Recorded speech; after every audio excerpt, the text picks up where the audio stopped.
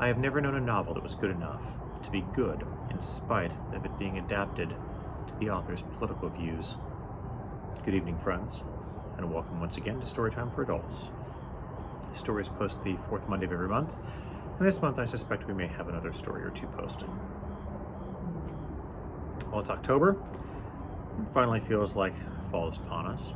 Of course, being October, that means it's the month of Halloween, or All Hallows Eve, depending on your tastes.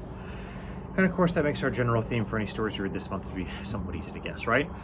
So truth be told, we've already read a couple of ghost stories this year. During June, we read stories from Kwaidan, a collection of Japanese ghost stories by the Greco-Irish-American-Japanese writer Lafcadio Hearn. I was in accordance with Asian American Heritage Month and anticipating the summer celebrations of Obon. Moreover, last month's story for Hispanic Heritage Month was a bit of a ghost story as well. I personally think it's an oddly sort of heartwarming one. And we've read quite a few ghost stories and scary tales for Storytime for Adults starting last year during the summer of 2020. Last October, in fact, we read several stories that are still posted below in their own playlist on our videos tab here. So, we've given the game away somewhat. We're reading something spooky. Well, whom are we reading tonight? An American writer, designer, and the first woman to be awarded the Nobel Prize for Literature. Edith Wharton was perhaps one of America's great social critics, providing much of her commentary during and about the American Gilded Age. Edith Newbold Jones was born January 24th, 1862, to an extremely prominent family in their brownstone home in New York City. Her parents, George Frederick Jones and Lucretia Stevens Rhinelander, were themselves both from wealthy families, whose fortunes were largely based in real estate or other land holdings in the New York and New Jersey area. Edith was the youngest of three children, having two older brothers, Frederick Rhinelander, 16 years her senior, and Henry Edwards, 12 years older. Now, I've said she was born into an extremely prominent family and that her parents' separate families came from wealth. Well, I need to point out just how much wealth I mean here. Let me see if I can give you some sort of idea. Her father's first cousin was Carolyn Schermerhorn Astor, the mother of the famed industrialist John Jacob Astor, who would later die in the sinking of the Titanic. Carolyn was also a socialite who was the head of the 400. This was the definitive list of who's who of New York society. Carolyn decided essentially who was in and who was out. And this was her father's first cousin. Everyone has heard the old phrase, keeping up with the Joneses. Many people think this phrase is just referring to a generic neighbor. That's why the last name's Jones. Some of us, when we're feeling witty, wonder aloud, exactly who are these Joneses anyway? Well, they are. Edith Wharton's family are the Joneses of keeping up with the Joneses. The phrase originates and refers to them. So, hopefully that helps paint some sort of picture. We're not just talking about people who got rich. We're talking about multi-generational inherited wealth, social station, and privilege in the proper sense of the term. Her family were part of the social circle of those in society who set the tone for the entire upper class. To be a member of the 400, you had to come from 3 generations of inherited wealth on both sides of your family and never have worked a day in your life. I'm not raising this issue and driving it home like this, not as a prurient exercise to talk about the lifestyles of the rich and famous, but rather because it came to have a huge amount of bearing on what and how Edith Wharton wrote and why she was so important as an author. So, she was born into massive privilege. Here's some more context. After the end of the American Civil War, between the ages of roughly 4 and 10, Edith's family went on an extended travels to Europe, visiting France, Spain, Italy, and Germany. They spent so much time in each of those countries that the young Edith had time to become fluent in French, German, and Italian. Edith also suffered a case of typhoid fever at the age of 9 that almost killed her, while her family was visiting a spa in the Black Forest of Germany. While she was educated mostly by private tutors, especially while the family traveled, much of the formal or semi-formal education of an upper-class woman at that time was centered on the goal of ensuring that she married well. The young Edith found this attitude, as well as most of the social conventions, fashions, and expectations placed on women in her time, to be oppressive, superficial, and stupid. She had come to the conclusion that to be a woman was to be a prisoner. So despite being born into the very definition of the love of luxury, she saw the inequality of women and rebelled against it in one form or another for her entire life. She was a voracious reader, devouring anything she could lay her hands on from the libraries of her father and his friends and associates. There was one notable exception, however. Her mother had forbidden her from reading novels until she was a married woman. While I'm certain she was none too pleased with that commandment, it appears to be one that Edith actually kept to, or at least claimed to have kept to.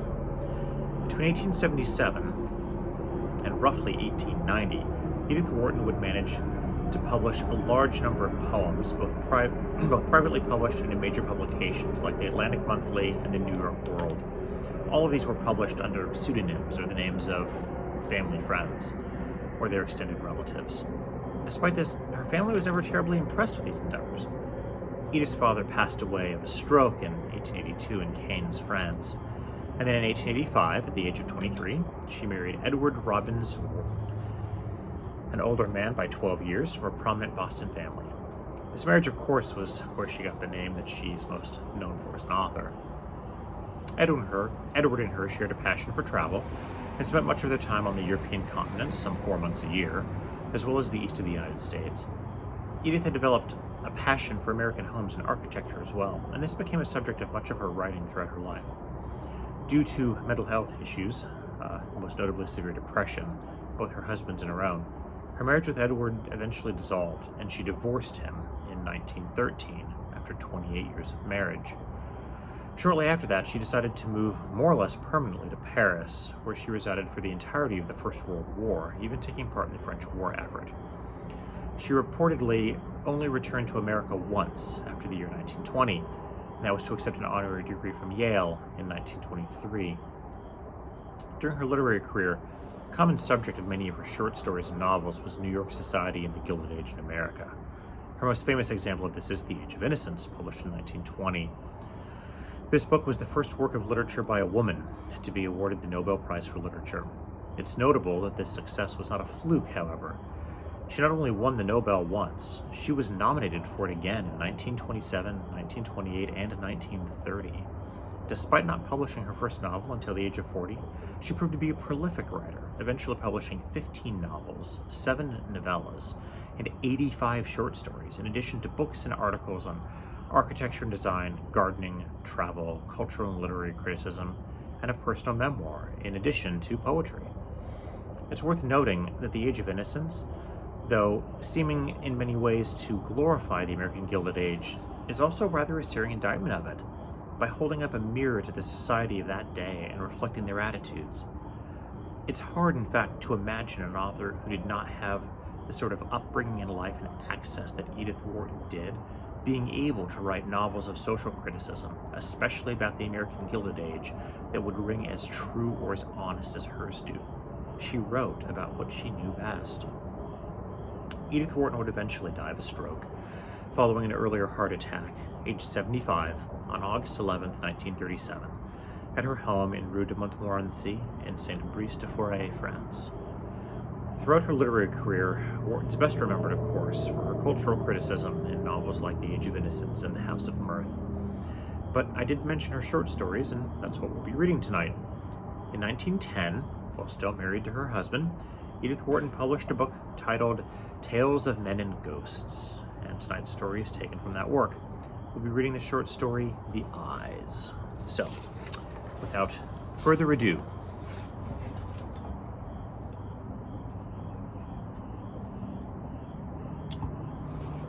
The Eyes by Edith Wharton. We'd been put in the mood for ghosts that evening after an excellent dinner at our old friend Colwyn's, by a tale of Fred Murchard's, the narrative of a strange personal visitation. Seen through the haze of our cigars, and by the drowsy gleam of a coal fire, Colwyn's library, with its oak walls and dark old bindings, made a good setting for such occasions, and ghostly experiences at first hand being, after Murchard's brilliant opening, the only acceptable kind to us, we proceeded to take stock of our group and tax each member for a contribution.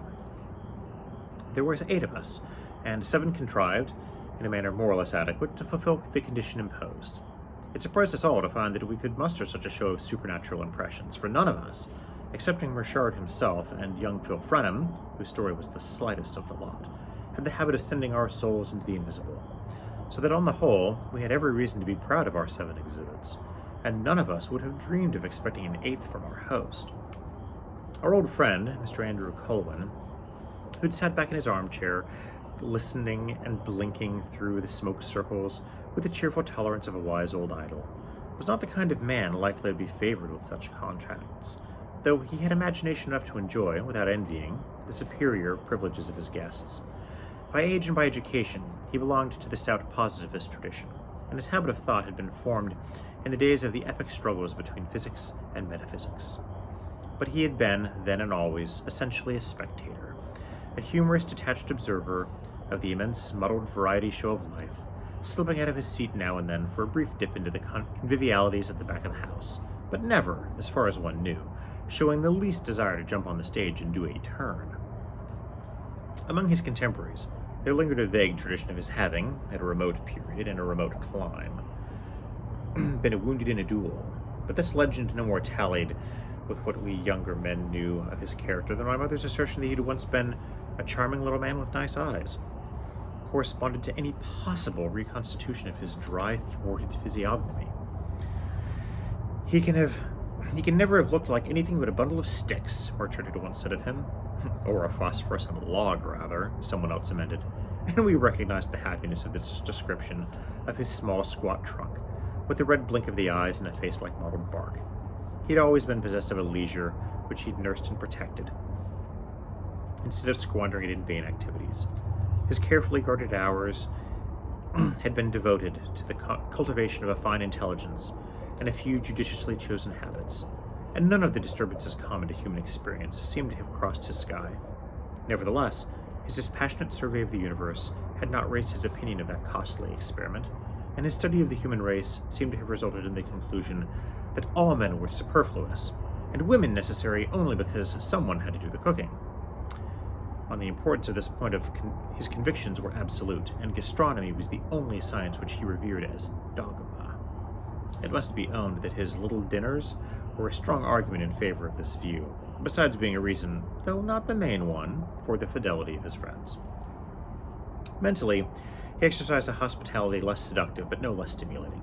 His mind was like a forum, or some open meeting place for the exchange of ideas, somewhat cold and draughty, but light, spacious, and orderly, a kind of academic grove from which all the leaves had fallen. In this privileged area, a dozen of us were wont to stretch our muscles and expand our lungs, and, as if to prolong as much as possible the tradition of what we felt to be a vanishing institution, 1 or 2 neophytes were now and then added to our band. Young Phil Frenham was the last and the most interesting of these recruits, and a good example of Merchard's somewhat morbid assertion that our old friend lacked 'em juicy. It was indeed a fact that Colwyn, for all his mental dryness, especially tasted the lyric qualities of youth, as he was far too good an Epicurean to nip the flowers of soul which he gathered for his garden. His friendship was not a disintegrating influence. On the contrary, it forced the young idea to robuster bloom, and in Phil Frenham he had a fine subject for experimentation. The boy was really intelligent, and the soundness of his nature was like the pure paste under a delicate glaze. Colwyn had fished him out of a thick fog of family dullness and put him up to a peak in Darien, and the adventure hadn't hurt him a bit.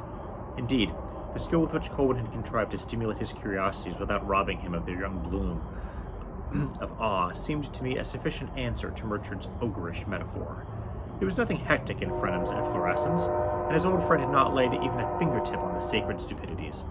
One wanted no better proof of that than the fact that Frenham still reverenced them in Colwyn. "There's a side of him you fellows don't see.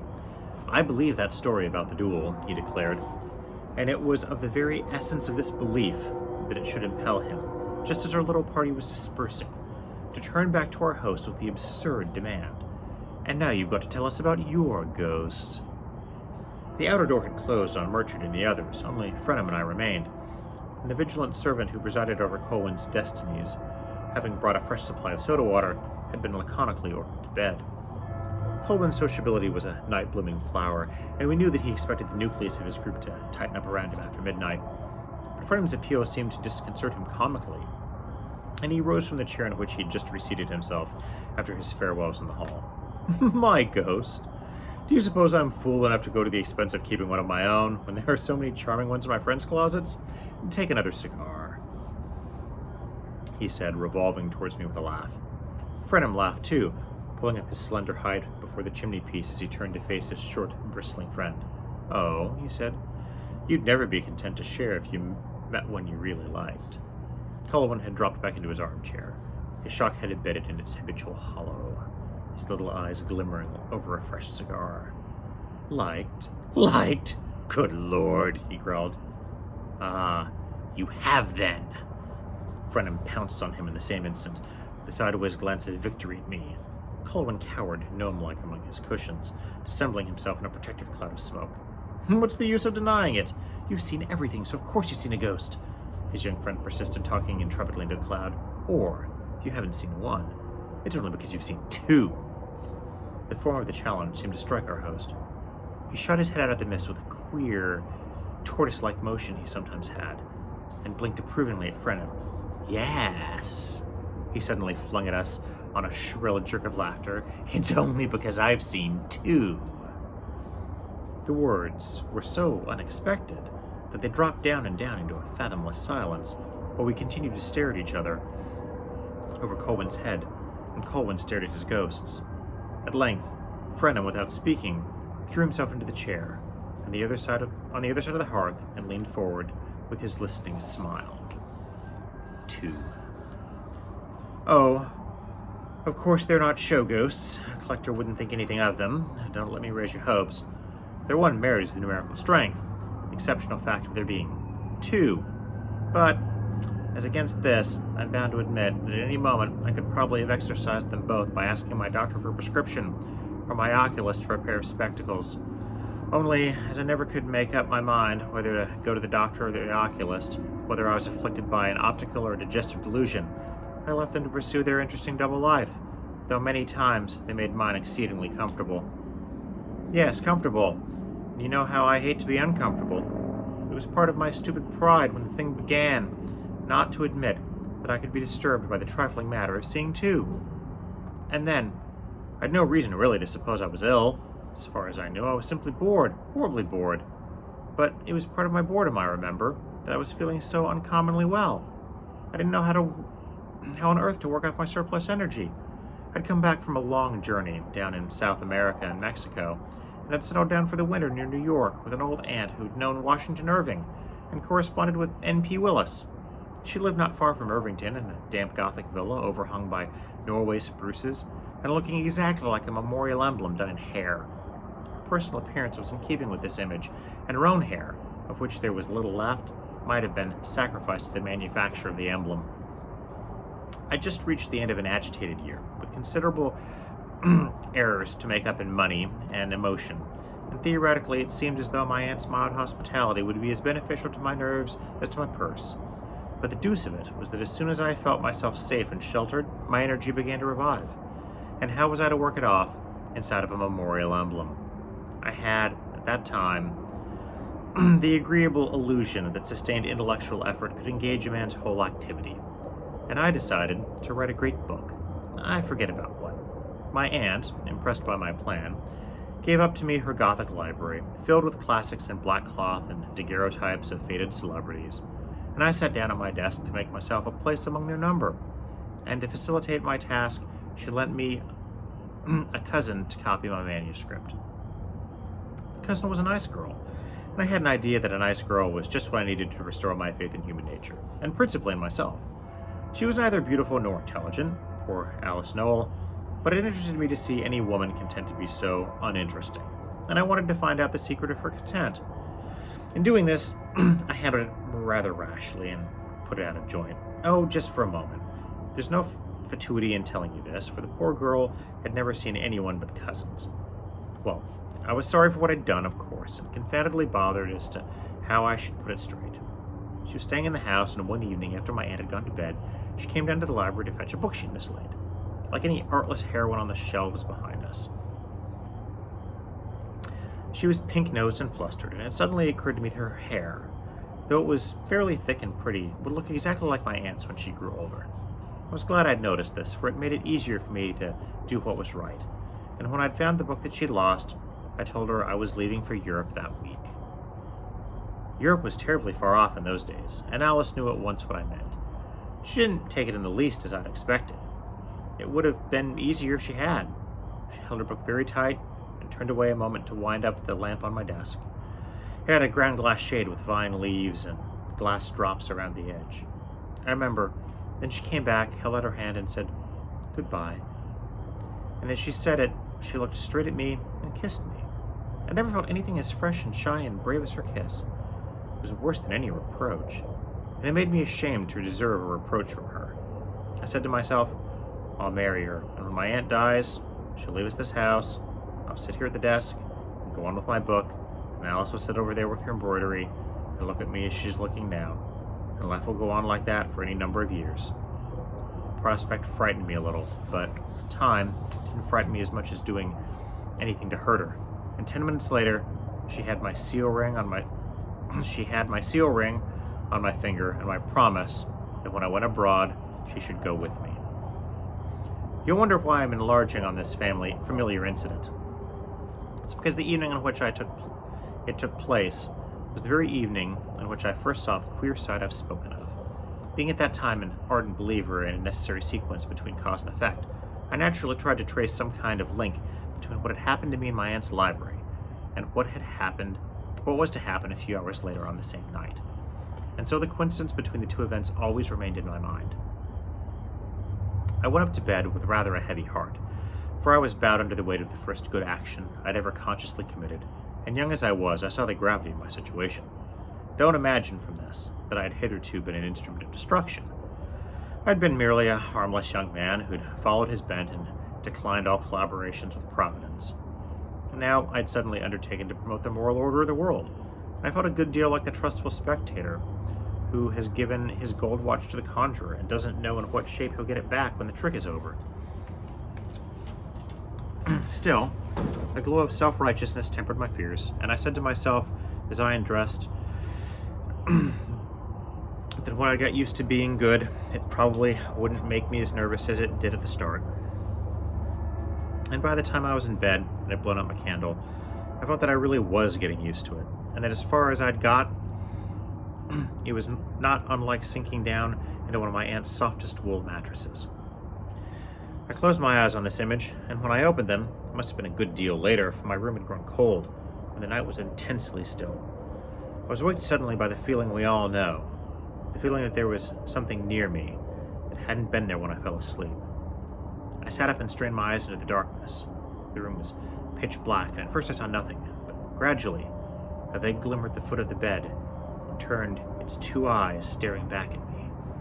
I couldn't see the face attached to them on account of the darkness I imagined, but as I looked, the eyes grew more and more distinct. They gave out a light of their own. The sensation of being thus gazed at was far from pleasant. And you might suppose that my first impulse would have been to jump out of bed and hurl myself on the invisible figure attached to the eyes. But it wasn't. My impulse was simply to lie still. I can't say whether this was due to an immediate sense of the uncanny nature of the apparition, to the certainty that if I did jump out of bed, I should hurl myself on nothing, or merely to the benumbing effect of the eyes themselves. They were the very worst eyes I'd ever seen. A man's eyes, but what a man. My first thought was that he must be frightfully old. The orbits were sunk, and the thick, red-lined lids hung over the eyeballs like blinds, of which the cords were broken. One lid drooped a little lower than the other, with the effect of a crooked leer. Between these pulpy folds of flesh, their scant bristle of lashes, the eyes themselves. Small, glassy discs with an agate-like rim about the pupils looked like sea pebbles in the grip of a starfish. But the age of the eyes was not the most unpleasant thing about them. What turned me sick was their expression of vicious security. I don't know how else to describe the fact that they seemed to belong to a man who had done a lot of harm in his life, but had always kept just inside the danger lines. They were not the eyes of a coward, but of someone much too clever to take risks.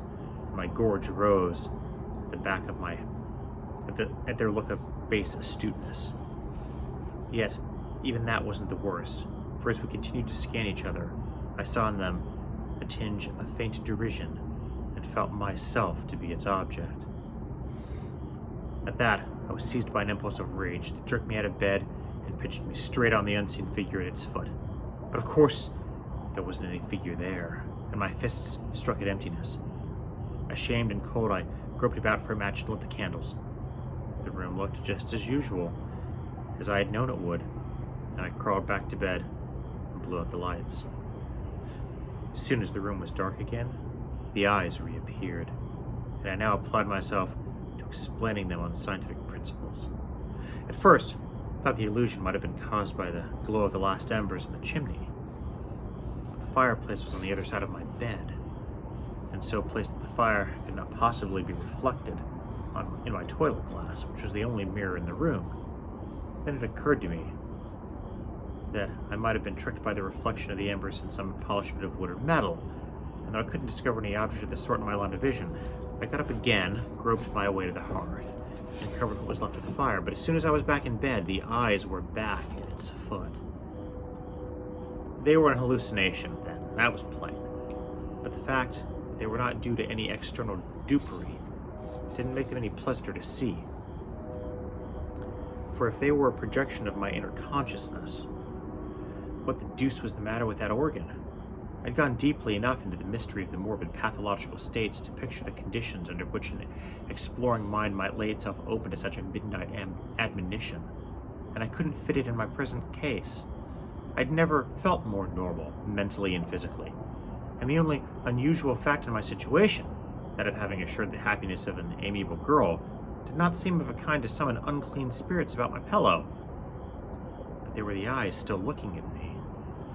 I shut mine and tried to evoke a vision of Alice Knowles.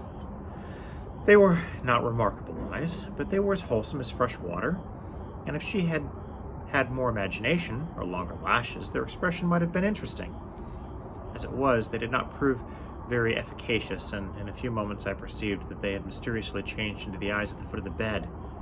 It exasperated me more to feel these glaring at me through my shut lids than to see them, and I opened my eyes again and looked straight into their hateful stare. And so it went on all night. I can't tell you what that night was, nor how long it lasted. Have you ever lain in bed, hopelessly wide awake, and tried to keep your eyes shut, knowing that if you opened them, you'd see something you dreaded and loathed? It sounds easy, but it's devilish hard. Those eyes hung there and drew me. I had the vertige d'abîme, and their red lids were the edge of my abyss. I'd known nervous hours before, hours when I'd felt the wind of danger in my neck, but never this kind of strain. It wasn't that the eyes were so awful. They had the majesty of the powers of darkness, but they had, how shall I say, a physical effect that was the equivalent of a bad smell. Their look left a smear like a snail's, and I didn't see what business they had with me anyhow. And I stared and stared, trying to find out. I don't know what effect they were trying to produce, but the effect they did produce was that of making me pack my portmanteau and bolt to town early the next morning. I left a note from my aunt explaining that I was ill and had gone to see my doctor. And as a matter of fact, I did feel uncommonly ill. The night seemed to have pumped all the blood out of me. But when I reached town, I didn't go to the doctor's. I went to a friend's rooms and threw myself on a bed and slept for 10 heavenly hours. When I woke, it was the middle of the night, and I turned cold at the thought of what might be waiting for me. I sat up shaking and stared into the darkness, but there wasn't a break in its blessed surface. And when I saw that the eyes were not there, I dropped back into another long sleep. I'd left no word for Alice when I fled, because I meant to go back the next morning. But the next morning I was too exhausted to stir. As the day went on, the exhaustion increased instead of wearing off, like the lassitude left by an ordinary night of insomnia. The effect of the eyes seemed to be cumulative, and the thought of seeing them again grew intolerable. For 2 days I struggled with my dread, but on the third evening I pulled myself together and decided to go back the next morning.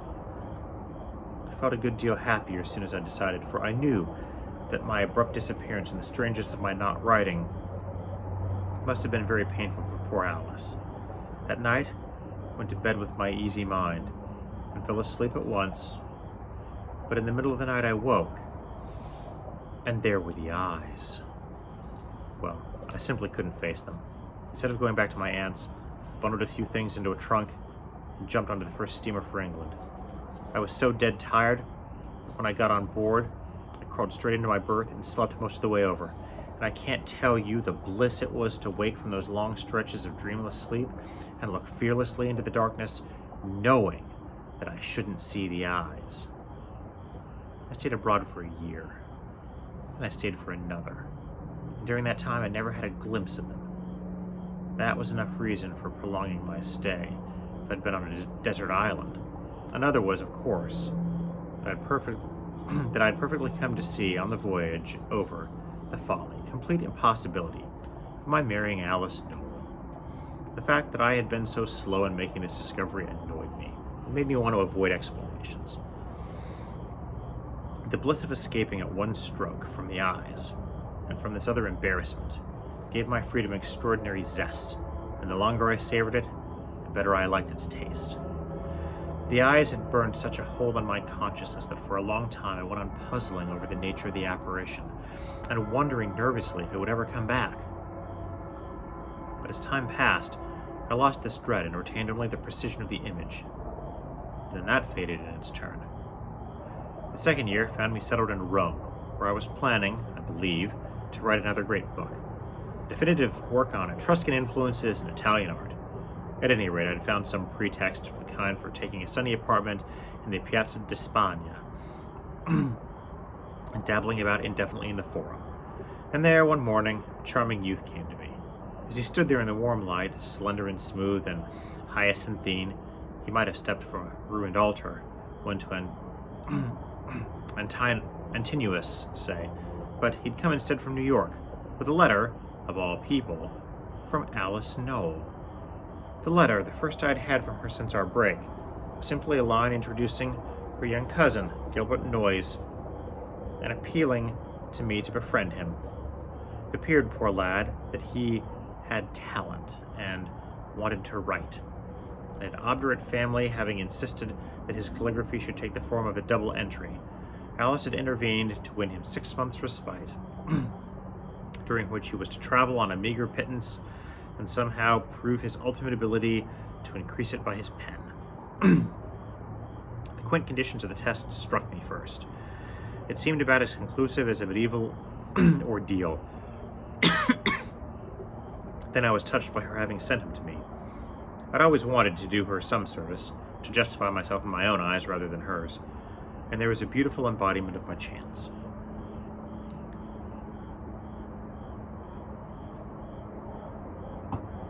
Well, I imagine it's safe to lay down the general principle that predestined geniuses don't, as a rule, appear before one in the spring sunshine of the Forum looking like one of its banished gods. At any rate, poor Noyes wasn't a predestined genius, but he was beautiful to see and charming as a comrade too. It was only when he began to talk literature that my heart failed me. I know all the symptoms so well, the things he had in him and the things outside him that impinged. There's the real test after all. He was always, punctually, inevitably, with the inexorableness of a mechanical law. It was always the wrong thing that struck him. I grew to find a certain grim fascination deciding in advance exactly which wrong thing he'd select, and I acquired an astonishing skill at the game. The worst of it was that his bêtise wasn't of the too obvious sort. Ladies who met him at picnics thought him intellectual, and even at dinners he passed for clever. I, who had him under the microscope, fancied now and then that he might develop some kind of a slim talent, something that he could make do and be happy on. And wasn't that, after all, what I was concerned with? He was so charming. He continued to be so charming that he called forth all my charity in support of his argument. And for the first few months, I really believed there was a chance for him. These months were delightful.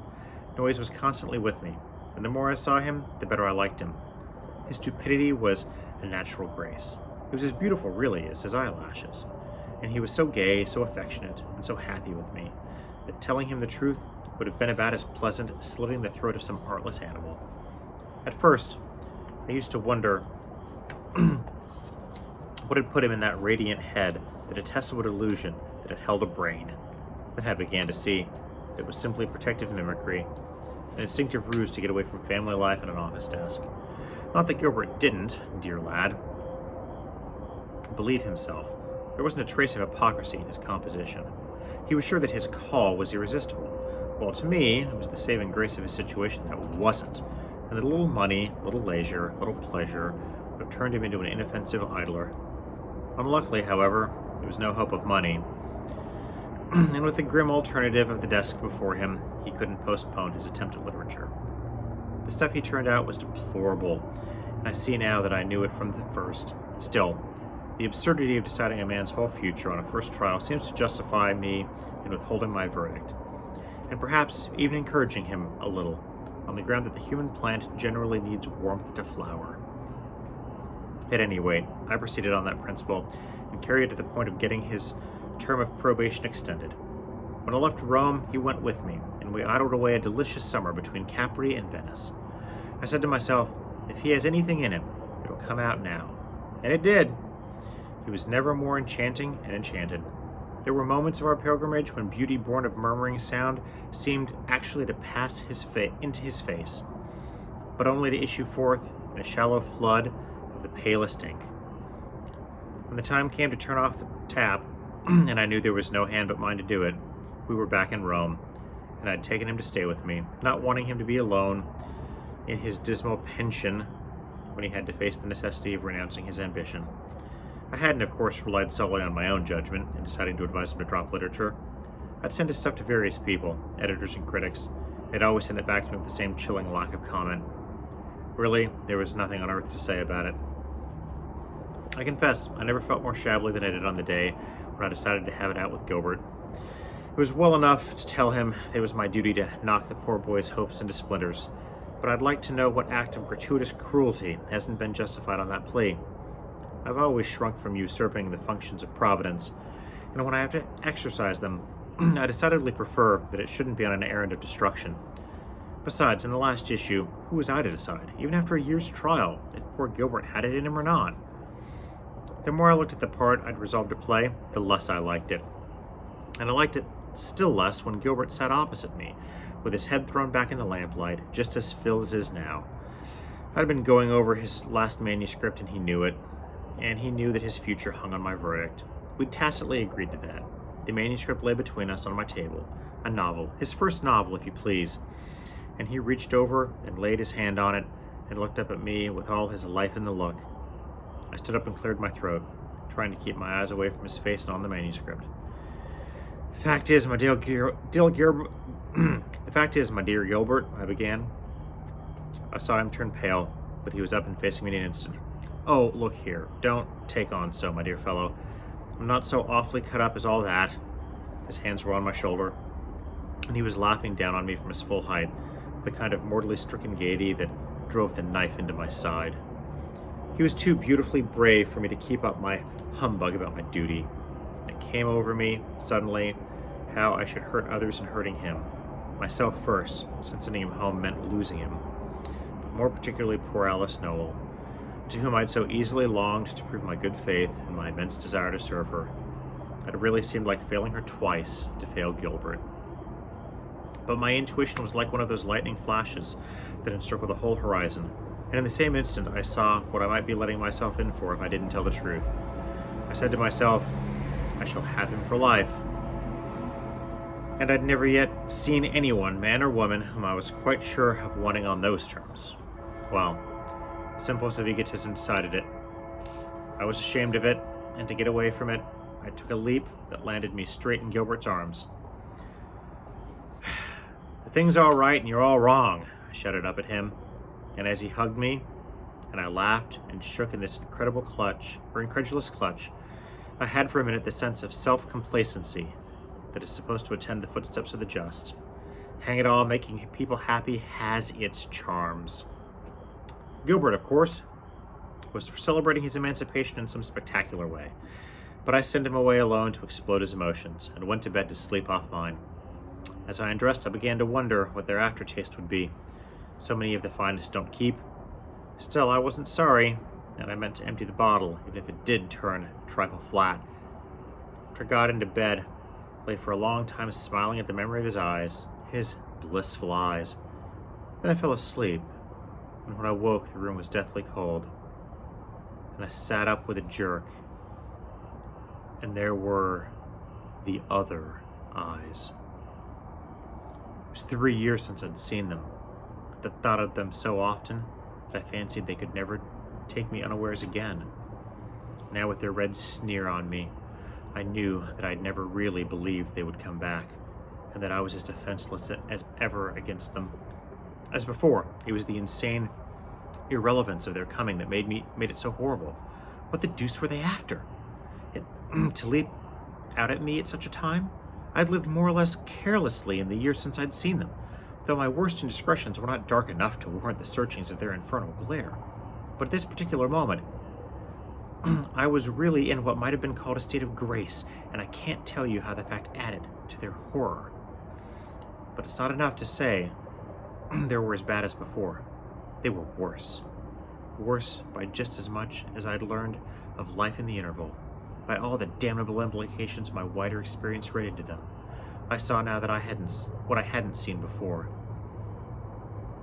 That they were eyes which had grown hideous gradually, which had built up their baseness coral-wise, bit by bit, out of a series of small turpitudes slowly accumulating through the industrious years. Yes, it came to me that what made them so bad was that they'd grown bad so slowly.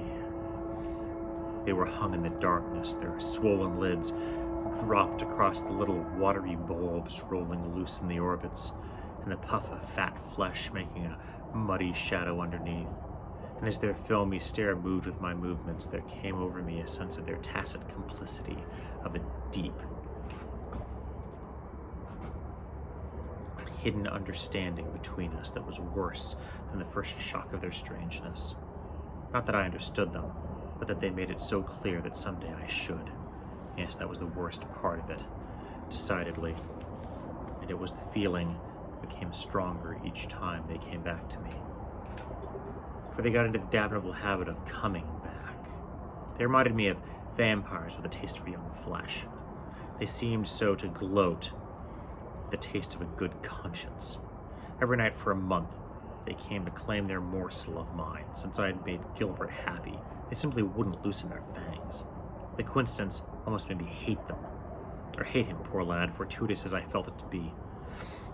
I puzzled over it a good deal, but couldn't find any hint of an explanation, except in the chance of his association with Alice Noel. But then the eyes had let up on me the moment I'd abandoned her, so they could hardly be the emissaries of a woman scorned, even if one could have pictured poor Alice charging such spirits to avenge her. That set me thinking, and I began to wonder if they would let up on me if I abandoned Gilbert. The temptation was insidious, and I had to stiffen myself against it, but really, dear boy, he was too charming to be sacrificed to such demons. And so, after all, I never found out what they wanted. 3. The fire crumbled, sending up a flash which threw into relief the narrator's gnarled red face under its gray-black stubble. Pressing into the hollow of the dark leather armchair, it stood out an instant like an intaglio of yellowish, red-veined stone, with spots of enamel for the eyes. Then the fire sank, and in the shaded lamplight it became once more a dim Rembrandtish blur. Phil Frenham, sitting in a low chair on the opposite side of the hearth, one long arm propped on the table behind him, one hand supporting his thrown-back head, and his eye steadily fixed on his old friend's face, had not moved since the tale began. He continued to maintain his silent mobility after Colwyn had ceased to speak. And it was I who, with a vague sense of disappointment at the sudden drop of the story, finally asked, "But how long did you keep on seeing them?" Colwyn, so sank in his chair that he seemed like a heap in his own empty clothes, stirred a little. As if in surprise at my question, he appeared to have half forgotten what he'd been telling us. "How long?" "Oh, off and on all that winter. It was infernal. I never got used to them. I grew really ill." Frenham shifted his attitude silently, and as he did so, his elbow struck against a small mirror in a bronze frame standing on the table beside him. He turned and changed its angle slightly. Then he resumed his former attitude, his dark head thrown back on his lifted palm, his eyes intent on Colwyn's face. Something in his stare embarrassed him, and, as if to divert attention from it, I pressed on with another question. "And you never tried sacrificing Noise?" "Oh, no. The fact is I didn't have to. He did it for me, poor infatuated boy." "Did it for you? How do you mean?" "He wore me out. Wore everybody out. He kept on pouring out his lamentable twaddle and hawking it up and down the place till he became a thing of terror. Tried to wean him from writing, oh, ever so gently, you understand, by throwing him with agreeable people, giving him a chance to make himself felt, to come to a sense of what he really had to give. I'd foreseen this solution from the beginning, felt sure that once the first ardor of authorship was quenched, he'd drop into his place as a charming parasitic thing, the kind of chronic cherubino for whom in old societies there's always a seat at table and a shelter behind the ladies' skirts. I saw him take his place as the poet who doesn't write. One knows the type in every drawing room. Living in that way doesn't cost much. I'd worked it all out in my mind and felt sure that with a little help he could manage it for the next few years. And meanwhile, he'd be sure to marry. I saw him married to a widow, rather older, with a good cook in a well-run house, and I actually had my eye on the widow. Meanwhile, I did everything to facilitate the transition. Lent him money to ease his conscience. Introduced him to pretty women to make him forget his vows, but nothing would do him. He had but one idea in his beautiful, obstinate head. He wanted the laurel and not the rose, and he kept on repeating Gautier's axiom, and battering the filing of his limp prose till he'd spread it out over Lord knows how many thousand sloppy pages. Now and then he would send a pailful to a publisher, and of course it would always come back. At first it didn't matter. He thought he was misunderstood. He took the attitude of genius, and whenever an opus came home, he wrote another to keep it company. Then he had a reaction of despair and accused me of deceiving him, and Lord knows that. I got angry at that and told him it was he who had deceived himself. He'd come to me determined to write, and I'd done my best to help him. That was the extent of my offense, and I'd done it for his cousin's sake, not his. That seemed to strike home. He didn't answer for a minute. Then he said, "My time's up and my money's up. What do you think I'd better do?" "I think you'd better not be an ass," I said. He turned to Red and asked, "What do you mean by being an ass?" I took a letter from my desk and held it out to him. "I mean, refusing this offer of Miss Elliger's, to be her secretary at a salary of $5,000. There may be a lot more in it than that." He flung out his hand with a violence that struck the letter from mine. "Oh, I know well enough what's in it," he said, scarlet to the roots of his hair. "And what's your answer, if you know?" I asked. He made none at the minute, but turned away slowly to the door. There was his hand on the threshold. He stopped to ask, almost under his breath, "Then you really think my stuff's no good?" I was tired and exasperated and laughed. I don't defend my laugh. It was in wretched taste, but I must plead in extenuation that the boy was a fool, and that I'd done my best for him. I really had. He went out of the room, shutting the door quietly after him. That afternoon, I left for Fersanti, where I'd promised to spend that Sunday with some friends. I was glad to escape from Gilbert, and by the same token, as I learned that night, I'd also escaped from the eyes. I dropped into the same lethargic sleep that had come to me before when their visitation ceased, and when I woke the next morning in my peaceful painted room above the ilexes, I felt the utter weariness and deep relief that always followed on that repairing slumber. I put in 2 blessed nights at Frascati, and when I got back to my rooms in Rome, I found that Gilbert had gone. Oh, nothing tragic had happened. The episode never rose to that. He'd simply packed his manuscripts and left for America, for his family and the Wall Street desk. He left a decent little note to tell me of his decision, and behaved altogether, in the circumstances, as little like a fool as it's possible for a fool to behave. 4.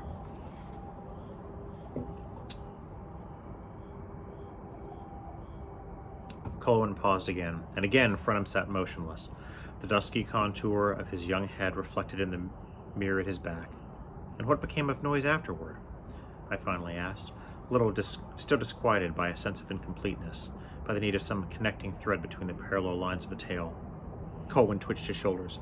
Oh, nothing became of him, because he became nothing. There could be no question of becoming about it. He vegetated in an office, I believe, and finally got a clerkship in a consulate and married drearily in China. I saw him once in Hong Kong years afterward. He was fat and hadn't shaved. I was told he drank. He didn't recognize me. And the eyes? I asked, after another pause which Frenham's continued silence made oppressive. Colwyn stroked his chin, blinked at me meditatively through the shadows. I never saw them after my last talk with Gilbert. Put two and two together if you can. For my part, I haven't found the link. He rose stiffly, his hands in his pockets, and walked over to the table on which reviving drinks had been set out. You must be parched after this dry tale. Here, help yourself, my dear fellow. Here, Phil. He turned back to the hearth. Frenham still sat in his low chair, making no response to his host's hospitable summons. But as Colwyn advanced toward him, their eyes met in a long look, after which, to my intense surprise, the young man, turning suddenly in his seat, flung his arms across the table and dropped his face upon them. Colwyn, at the unexpected gesture, stopped short, a flush on his face. Phil, what the deuce? Why, have the eyes scared you? My dear boy, my dear fellow, I never had seen such a tribute to my literary ability, never. He broke into a chuckle at the thought, and halted on the hearthrug, his hands still in his pockets, gazing down in honest perplexity at the youth's bowed head. Then, as Frenham still made no answer, he moved a step or two nearer. Cheer up, my dear Phil. It's years since I've seen them. Apparently I have done nothing lately bad enough to call them out of chaos, unless my present evocation of them has made you see them, which would be their worst stroke yet. His bantering appeal quivered off into an uneasy laugh, and he moved still nearer, bending over Frenham and laying his gouty hands on the lad's shoulders. Phil, my dear boy, really, what's the matter? Why don't you answer? Have you seen the eyes? Frenham's face was still, pressed against his arms, and from where I stood behind Colwyn, I saw the latter, as if under the rebuff of his unaccountable attitude, draw back slowly from his friend. As he did so, the light of the lamp on the table fell full on his perplexed, congested face, and I caught its sudden reflection in the mirror behind Frenham's head. Colwyn saw the reflection also. He paused, his face level with the mirror, as if scarcely recognizing the countenance in it as his own. But as he looked, his expression gradually changed, and for an appreciable space of time, he and the image in the glass confronted each other with a glare of slowly gathering hate. Then Colwyn let go of Frenham's shoulders and drew back a step, covering his eyes with his hands. Frenham, his face still hidden, did not stir. That was The Eyes by Edith Wharton. I hope you enjoyed it. If you liked it, give us a like and a comment down below. If you didn't like it, give us a comment down below, let us know. And I hope to see you next time, which, if you've made it all the way to the end of this, is very likely to be on Halloween. Have a good evening.